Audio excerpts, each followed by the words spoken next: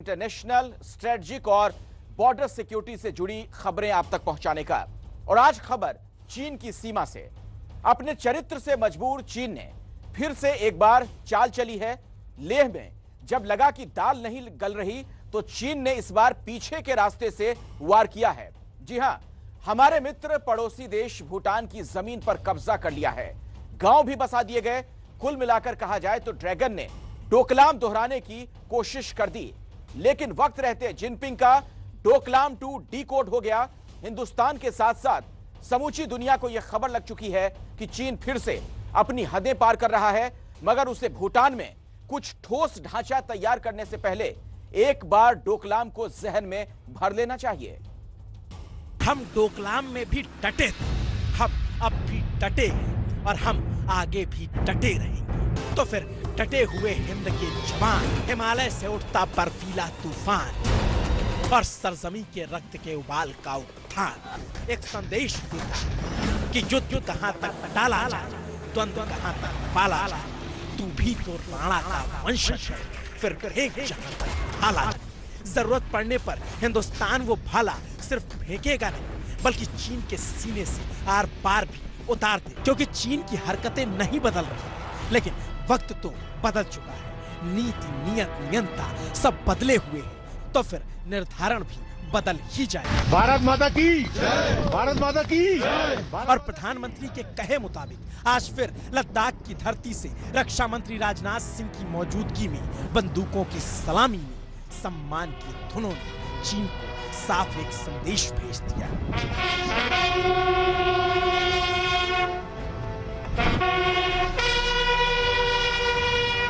1962 के युद्ध में शहीद हुए सैनिकों के याद में नए सिरे से बना वॉर मेमोरियल, युद्ध की 59वीं वर्षगांठ और वहां मौजूद रक्षा मंत्री राजनाथ सिंह सारे सीक्वेंस चीन को रेजांगला में हुई उसकी करारी हार को बखूबी बता रहे हैं, सुना रहे हैं। और कहते तो यही हैं कि भूलना मत मेजर शैतान सिंह, वो मेजर शैतान सिंह जिन्होंने चीनी सेना को बर्फ की धूल चटा दी थी। 1962 में चुशूल के रेजांगला में चीन ने धोखे से हमला बोला था। भारतीय सेना की 13 कुमाऊं बटालियन की चार्ली सी कंपनी वहां तैनात थी। सैनिकों के पास ना आधुनिक हथियार थे और ना ही तोपें। परमवीर मेजर शैतान सिंह के नेतृत्व में 1300 चीनी सैनिकों को रेजांगला में ही भारतीय सेना ने अदम्य साहस के दम पर मार गिराया। और रेजांगला ही हिंदुस्तान के शौर्य को शूल की तरह चीन के सीने में चुभाता है। और फिर वहीं से खड़े होकर रक्षा मंत्री जो कहते हैं वो अपने आप में चीन के लिए हद में रहने का संदेश है। भारत का चरित्र रहा है, हम लोगों ने दुनिया के किसी देश पर ना तो कभी आक्रमण किया है और न दुनिया के किसी देश की एक इंच जमीन पर हमने कभी कब्जा किया है। लेकिन यदि कुछ हुआ होगा तो हुआ होगा, लेकिन भारत अब कमजोर भारत नहीं है। भारत भी अब ताकतवर भारत बन चुका है। प्रधानमंत्री माननीय नरेंद्र मोदी के रूप में हमें एक सशक्त नेतृत्व भी इस भारत को प्राप्त हुआ है। बहनों भाइयों, जब भी सेना के जवानों के संबंध में बात होती तो सचमुच उनके भी के भाव को मैं देखता हूं तो हमारा हौसला तो और अधिक बढ़ जाता है। यदि ऐसा सशक्त नेतृत्व है तो भारत को आंख दिखाकर कोई बच कर नहीं जा सकता। जिस हद तक होगा हम लड़ेंगे और भारत की एक एक इंच भूमि को बचाने में हम कामयाबी हासिल करेंगे। और इस बयान ने ये साफ कह दिया है कि हिंदुस्तान वो हिंदुस्तान नहीं जो किसी जमीन पर कब्जा कर जाए। ये हिंदुस्तान वो हिंदुस्तान भी नहीं जो किसी के आगे गिड़गिड़ाए, बल्कि ये तो वो हिंदुस्तान है जो चीन तो क्या दुनिया की किसी भी महाशक्ति के हलक से अपना हक छीन लाए। और चीन हमें इसी बात के लिए मजबूर कर रहा है, क्योंकि लेह लद्दाख में मुंह की खाने के बाद दूसरे रास्ते से डोकलाम पार्ट 2 दोहराने की कोशिश चीन ने कर दी है। भारत के साथ सीमा विवाद के बीच ड्रैगन ने अब एक और पड़ोसी मुल्क को डस लिया है और खबर है कि चीन ने पड़ोसी देश भूटान की सीमा में भी घुसपैठ की है। जिनपिंग की विस्तारवादी सोच संभलने का नाम नहीं ले रही। तमाम विरोधों और प्रतिरोधों के बावजूद चीन ने अपने बॉर्डर से लगे भूटान में करीब 25,000 एकड़ क्षेत्र पर अवैध कब्जा कर लिया है। इतना ही नहीं, चीन ने भूटान की सीमा के अंदर 4 गांव भी बसा दिए हैं। और ये बात तब निकलकर सामने आई जब चीनी सैन्य विकास पर एक वैश्विक शोधकर्ता ओपन सोर्स इंटेलिजेंस अकाउंट डेफ्ट्रा ने सैटेलाइट तस्वीरों को जारी किया। और ये वहीं से खुलासा हुआ। इन तस्वीरों में साफ तौर पर चीन के गांव देखे जा सकते हैं।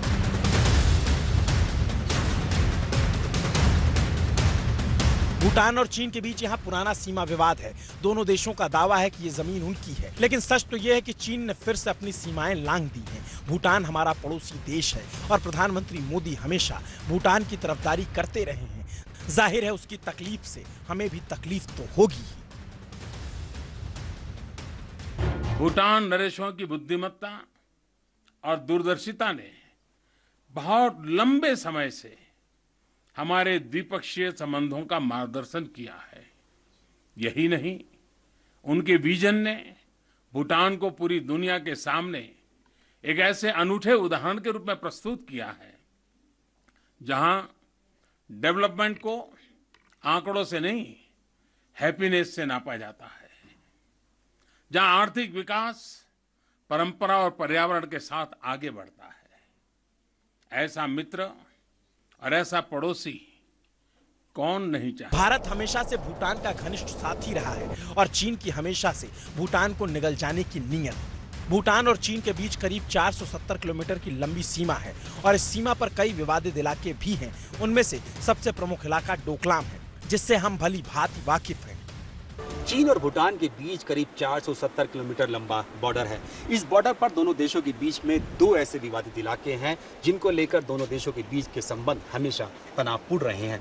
पहले तो है डोकलाम इलाका और दूसरा है उत्तर पश्चिम का इलाका। दरअसल चीन ये चाहता था कि भूटान उसे डोकलाम इलाका दे दे और उसके बदले में उत्तर पश्चिम का इलाका ले ले, लेकिन भूटान ने ऐसा करने से साफ इनकार कर दिया, क्योंकि अगर डोकलाम इलाका चीन को दे देता तो ये उसके सबसे भरोसेमंद और पड़ोसी देश भारत के लिए एक बड़ा सामरिक खतरा हो सकता। इसी डोकलाम इलाके के पास ही चीन ने फिर से हरकत की है। चीन इससे पहले 2017 में डोकलाम में सड़क बनाने की कोशिश कर रहा था। तब भारत चट्टान की तरह अड़ गया था और उसे पीछे हटना पड़ा था, क्योंकि एक तरह से कहा जाए हिंदुस्तान सिर्फ अपनी ही नहीं बल्कि भूटान की सीमा की भी निगहबानी करता है।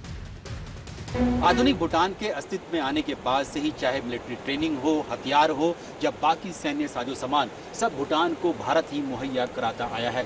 यहाँ तक कि जब भी भूटान की सेना को हेलीकॉप्टर की जरूरत पड़ती है तब भी भारतीय सेना की कोलकाता स्थित ईस्टर्न कमांड की एयर विंग ही सारी मदद मुहैया करा। और इतिहास गवाह रहा है कि तिब्बत और सिक्किम से सटता भूटान कभी किसी मुल्क का गुलाम नहीं रहा, लेकिन चीन की नीयत उसे गुलाम बना लेने की है। और इस पर एक सच ये भी कि प्रधानमंत्री मोदी की प्रतिबद्धता भूटान की सुरक्षा को लेकर भी है। जाहिर है चीन अपने मंसूबों में कामयाब नहीं हो पाएगा, मगर चीन ने एक बार फिर से छल किया है। चीन ने हाल ही में अपनी सीमाई सुरक्षा और अखंडता के लिए नया सीमा कानून बनाया है। नेशनल कांग्रेस ने 23 अक्टूबर को इस कानून को मंजूरी दी। हाल ही में चीन ने भूटान के साथ सीमा समझौता भी किया, मगर समझौते के ठीक बाद खबर आ गई और पिछले 1 साल से चोरी से घुसपैठ कर गांव चीन ने भूटान में बसा लिए, जो भारत के लिए वाकई चिंता का विषय है, क्योंकि चीन की तरफ से कब्जाया गया इलाका डोकलाम के पास है और डोकलाम स्ट्रेटेजिक तौर पर बहुत अहम है। इसलिए भारत में भी हलचल बढ़ गई है। एक चीनी सैन्य विकास पर वैश्विक शोध करता है। उनके फोटोग्राफ्स के अनुसार भूटान में 4 गांव चीन ने बसा लिए हैं, 4 गांव। तो ये डोकलाम से बेहद नजदीक है। यहां से पूरी डोकलाम को सुपरवाइज की। प्रधानमंत्री जी अपनी दिव्य मौनता में हैं। वो चश्मा पहन के जिस तरह उन्होंने भगवान की आराधना में बैठ गए थे, उसी तरह मौन धारण करके बैठे हुए हैं प्रधानमंत्री। हम 56 112 इंच नहीं प्रधानमंत्री जी, पर कम से कम 6 इंच का तो काम कीजिए। कम से कम चीन की आंख में आंख डाल के हमारे हिंदुस्तान के लोगों की बात तो उसे बताइए, अपनी खामोशी तोड़िए। विपक्षी पार्टी होने के नाते कांग्रेस राशन पानी लेकर सरकार पर चढ़ी हुई है, क्योंकि मसला राष्ट्रीय सुरक्षा से जुड़ा है और मसला गंभीर भी इसलिए है क्योंकि इससे पहले चीन के अरुणाचल में एक गांव बसा लेने की खबर आई थी। हालांकि सरकार ने उसे सिरे से खारिज कर लिया था और तब रक्षा मंत्री राजनाथ सिंह ने जवाब भी दिया था। अरुणाचल प्रदेश में गांव बनाने की बात हो रही है, उसके बारे में कुछ नहीं कहूंगा, आपको उसकी जानकारी है। हम क्या कर रहे हैं वो मैं देख कर आया हूँ। अगर यहाँ कुछ बोलूंगा तो न्यूज बन जाएगी। हम भी किसी से पीछे नहीं हैं। हमारा एक और पड़ोसी है, उसका नाम लेने की जरूरत नहीं है, सब जानते हैं। उसने मन बना रखा है उसको अपनी मनमानी करनी है। कई देशों ने उसका विरोध नहीं किया, हमारे यहाँ भी पहले विरोध नहीं होता था, लेकिन 2014 के बाद चीजें बदली हैं। हमारे सेना के जवानों को जो उस पड़ोसी को संदेश देना चाहिए था वो दे दिया है। और वाकई में संदेश तो बहुत साफ है कि हद में रहोगे तो दोस्ती बनी रहेगी, हद पार की तो दुश्मनी होगी, और दुश्मनी होगी तो बांसुरी छोड़ चक्र उठाने में वक्त नहीं लगेगा। प्रधानमंत्री की तरफ से इसे चीन के लिए ओपन लेटर मानकर चला जाए। और ये हमारी पहचान है, हम वो लोग हैं जो बांसुरीधारी कृष्ण की पूजा करते हैं, तो हम वही लोग हैं जो सुदर्शन चक्रधारी कृष्ण को भी आदर्श मान करके चलते हैं। इसी प्रेरणा से हर आक्रमण के बाद भारत और सशक्त होकर उभरा है। साथियों, राष्ट्र की, दुनिया की, मानवता की प्रगति के लिए शांति और मित्रता हर कोई स्वीकार करता है, हर कोई मानता है बहुत जरूरी है। लेकिन हम ये भी जानते हैं कि शांति निर्बल कभी नहीं ला सकता, कमजोर शांति की पहल नहीं कर सकता। वीरता ही शांति की पूर्व शर्त होती है। देश के सबसे बड़े डिजिटल पेमेंट प्लेटफॉर्म पेटीएम की शेयर बाजार में आज ओपनिंग गड़बड़ा गई। इससे हुआ ये कि पेटीएम में पैसा लगाने वाले निवेशकों को भारी घाटा हो गया। क्या सोचा था और क्या हो गया? देश का अब तक का सबसे बड़ा आईपीओ बाजार में लड़खड़ा गया। पेटीएम जिस आईपीओ को बड़े धूमधाम से लेकर आया था, उसे उम्मीद के मुताबिक रिस्पांस नहीं मिला और शेयर धड़ाम हो गए। पैसा लगाने वालों का मूड खराब हो गया। पेटीएम के आईपीओ का इश्यू प्राइस 2150 रुपए था, लेकिन इसका शेयर पहले दिन 27% टूटकर 1564 रुपए पर बंद हुआ। यानी निवेशकों को आईपीओ प्राइस की तुलना में 586 रुपए प्रति शेयर का घाटा हुआ है। पेटीएम का 18,300 करोड़ रुपए का इनिशियल पब्लिक ऑफर यानी आईपीओ देश का अब तक का सबसे बड़ा आईपीओ है, लेकिन इस सबसे बड़े इश्यू का बाजार में सबसे खराब प्रदर्शन रहा। घंटी बजाओ में फिलहाल इतना ही।